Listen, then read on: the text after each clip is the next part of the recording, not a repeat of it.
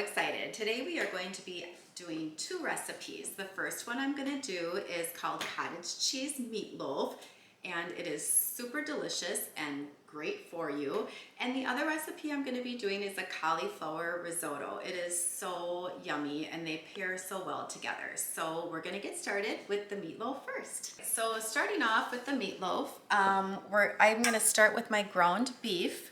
Now, once again, if you prefer ground turkey, ground chicken, you use venison, whatever you want to use, you use as your ground meat.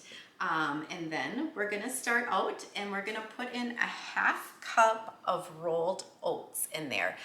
This is gonna make it bind together. And let's see what else we have. 1 tablespoon of yellow mustard. We'll throw that in there.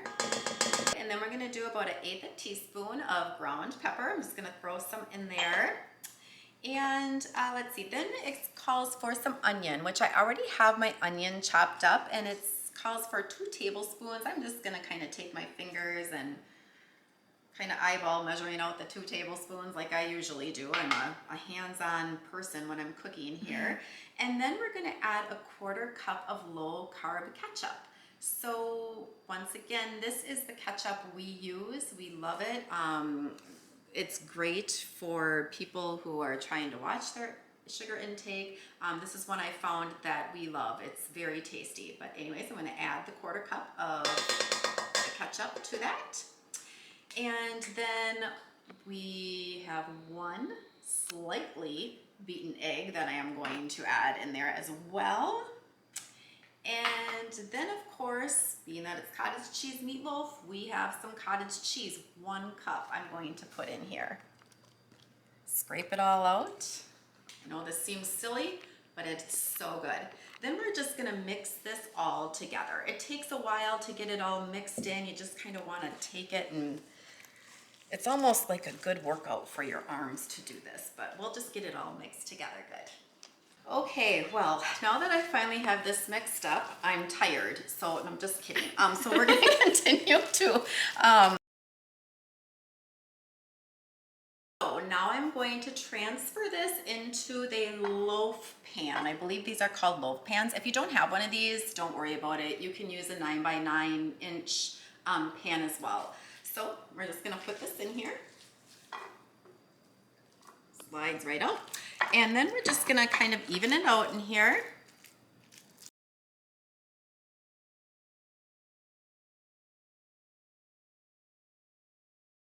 We're gonna throw this then in the oven at 350 for 20 to 25 minutes. Then we are going to just sprinkle it with a little bit of this Parmesan cheese and then bake it for about 15 more minutes. So I am going to put this in the oven and we'll be back once that's finished. All right, so now we are moving on to my cauliflower risotto. This is one of my favorite side dishes. It is so yummy. So as you can see, we have our riced cauliflower, which I prepared ahead of time. I just buy a head of cauliflower and stick it in the food processor and pulsate it for a little bit until it comes to the consistency of rice. So that I have already done. And we have some shallots, some garlic, parsley, some Parmesan cheese, some heavy cream, and now we're just gonna mix it all together. So currently I have about 3 tablespoons of butter melting on in the pot. And so with that, I am going to add 1 shallot that I have minced up.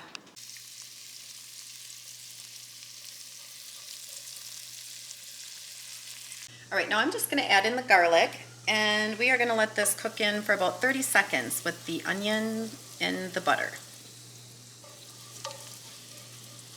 Now we are going to add our cauliflower. I have about 16 ounces, 2 cups, whatever, however you measure, of the riced cauliflower. So we're just gonna stick that in here.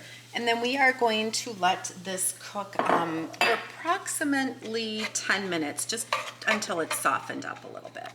Okay, now it's time to add the rest of our ingredients, most of them. The parsley I'm not gonna add until the end when it's complete, but I'm going to put in 1/2 cup of heavy cream, And I have 1 cup of the Parmesan cheese that I'm going to add in here.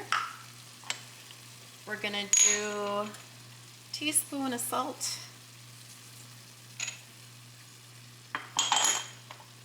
And a teaspoon of pepper.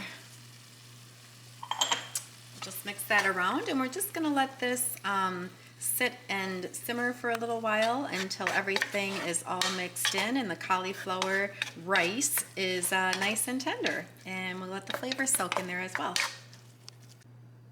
Okay, so now that our risotto, cauliflower risotto, is to the consistency that we want it to be, I am going to add some mushrooms to this. I love adding mushrooms or asparagus to this. It's super good in it. So I'm going to add some mushrooms. If you decide to add mushrooms or asparagus to yours, you just eyeball it, add the amount that you like. So I think I would have to say this is about a cup of mushrooms. So we got that mixed in there. I did cook the mushrooms obviously ahead of time. I sauteed them a little bit, and I do the same with the broccoli. I'll like cut it into asparagus. I will cut it into little pieces and then just throw it in here. I'll steam it first. So we got the mushrooms in there, and then I'm just going to sprinkle our parsley on top of here. I did cut this up. I'm using fresh parsley because I always love to use fresh ingredients. And we see how beautiful this looks on here. It's amazing. So gives it a great flavor. All right, everything is completed. We've got the meatloaf done, and we have our cauliflower risotto. I like to put a little bit of ketchup on the meatloaf when it's done, just to give it a little bit of more flavor. But as you can see, once again, we have some wonderful color on here. It's absolutely delicious. I promise you that. Okay, so if you enjoyed watching this, please like it, subscribe, and share it with a friend. Thank you so much.